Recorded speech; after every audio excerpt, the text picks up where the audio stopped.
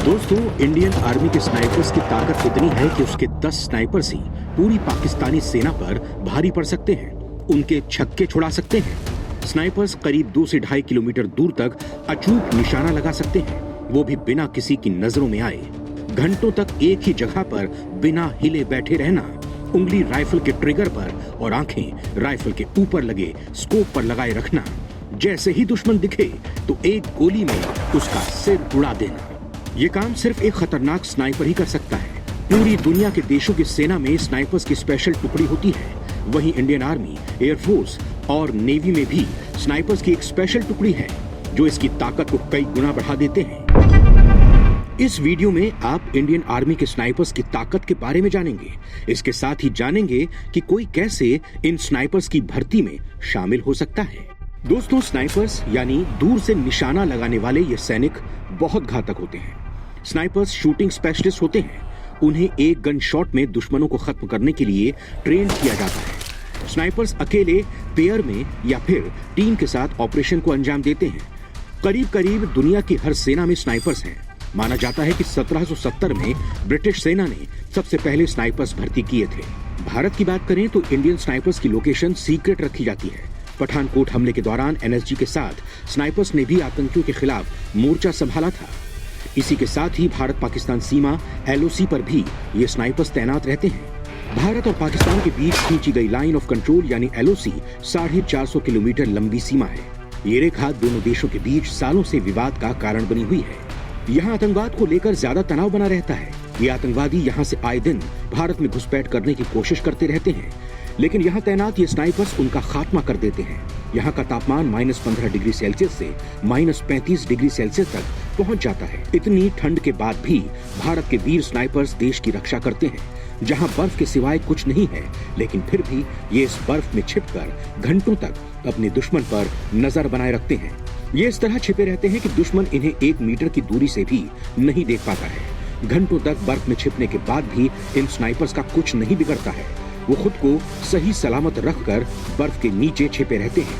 तो दोस्तों, यहाँ पर आप सोच रहे होंगे कि कोई कैसे घंटों तक बर्फ के नीचे रह सकता है और अपने दुश्मन का खात्मा भी कर सकता है।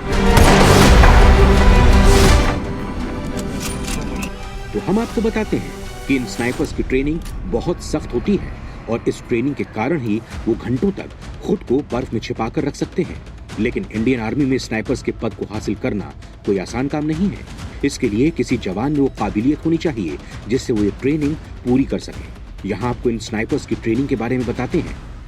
वैसे तो इंडियन आर्मी में स्नाइपर्स की भर्ती के लिए सीधे कोई ऑप्शन नहीं होता है। इसके लिए भारतीय सेना में से ही इन जवानों की स्किल्स को परखा जाता है। सालों साल तक इन पर नजर रखी जाती है। उसके बाद ही उसे स्नाइपर्स की पोस्ट के लिए रिकमेंड किया जाता है। इन स्किल्स में सबसे पहले आता है लैंड रिकॉग्निजेंस। ये स्किल किसी भी स्नाइपर्स के लिए बहुत जरूरी है। इसके जरिए जवान में यह परखा जाता है कि जवान जमीन की चीजों को किस नजर से देख पा रहा है या आसपास के माहौल को परख रहा है, यानी कि अपने आसपास के माहौल को परख कर अपने दुश्मन का खात्मा कर सके। अगर उसमें ये काबिलियत नहीं होती तो दुश्मन की गतिविधि को समझ नहीं पाएगा और उसका सामना भी नहीं कर पाएगा, जिससे कोई भी हादसा हो सकता है या कहें कि उसकी जान भी जा सकती है। अगर दुश्मन को उसके बारे में भनक लग जाती है तो ये उसके लिए सही नहीं है। ऐसे में स्नाइपर्स में इतनी शार्प स्किल होनी चाहिए कि वो तुरंत अपनी पोजीशन बदल ले और दुश्मन को खत्म कर दे। कैमोफ्लेज स्नाइपर्स की स्किल को लेकर ये बहुत जरूरी रिक्वायरमेंट होती है। इसके मुताबिक एक स्नाइपर में ये क्वालिटी होनी चाहिए कि वो खुद को अपने आसपास के माहौल में इस तरह से ढाल ले कि दुश्मन उसे देख ही ना पाए। यानी कि एक स्नाइपर में गिरगिट की तरह रंग बदलने की क्वालिटी होनी चाहिए, जिससे वो दुश्मन की नजर से खुद को बचाकर रख सके। यहाँ दोस्तों आपको बता दें कि इंडियन आर्मी में आने वाले जवानों को ट्रेनिंग मध्य प्रदेश के मऊ में पूरी की जाती है। इस ट्रेनिंग के दौरान ही इन जवानों को परखा जाता है। अगर किसी जवान में स्नाइपर्स बनने की काबिलियत दिखती है तो उसे आगे की ट्रेनिंग दी जाती है। तेज नजर, इसके साथ ही स्नाइपर्स बनने के लिए शारीरिक रूप से भी कई टेस्ट होते हैं, जैसे उस जवान की नजर 20/20 होनी चाहिए। इसके अलावा अगर किसी जवान को कलर ब्लाइंडनेस है, यानी कि उसे रंग पहचानने में दिक्कत होती है, तो वो स्नाइपर नहीं बन सकते, क्योंकि स्नाइपर्स का काम दुश्मन पर निशाना लगाना है और अगर ऐसे में उसे आंखों की कोई परेशानी होगी तो ये उसके लिए सही नहीं होगा। राइफल की जानकारी, किसी स्नाइपर्स के लिए उसके हथियार की जानकारी होना बहुत जरूरी होता है। उसमें कितनी फुर्ती है कि वो अपनी राइफल को कितना जल्दी असेंबल कर सकता है। इसके साथ ही वो निशाना लगाने में कितना परफेक्ट है, ये भी स्नाइपर्स के लिए बहुत जरूरी है। पेशेंस की परीक्षा। वहीं एक स्नाइपर्स की ये खूबी भी परखी जाती है कि वो कितने घंटों तक एक पोजीशन में रह सकता है।